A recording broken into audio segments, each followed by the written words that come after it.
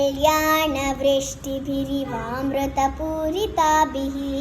लक्ष्मी स्वयंवरणमङ्गलदीपिकाभिः सेवाभिरम्भ तव पादसरोजमूले नाकारि किं मनसि भाग्यवतां जनानाम्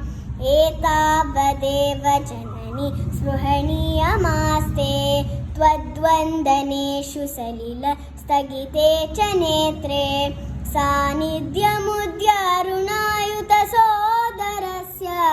त्वद्विग्रहस्य परया सुदया प्लुतस्य ईशत्वनाम कलुषा कतिवा न सन्ति ब्रह्मादया प्रतिभवं प्रलयाभिभूता एकस्यैव जननि शिरसिद्धिरास्ते यः पादयोस्तव सकृत् प्रणतिं करोति लब्ध्वा सकृत् त्रिपुरसुन्दरितावकीनं कारुण्यकन्दलितकान्तिपरं कटाक्षम्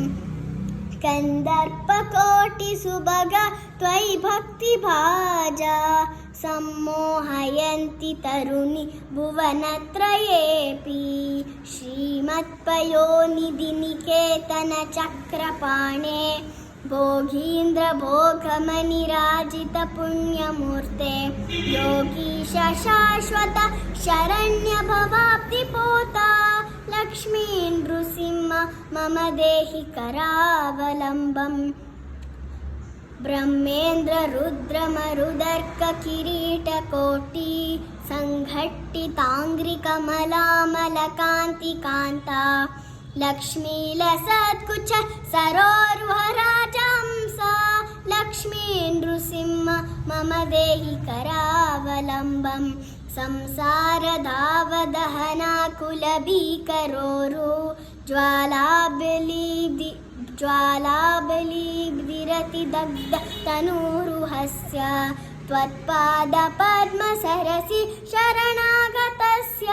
लक्ष्मी नृसिंह मम देहि करावलम्बम्।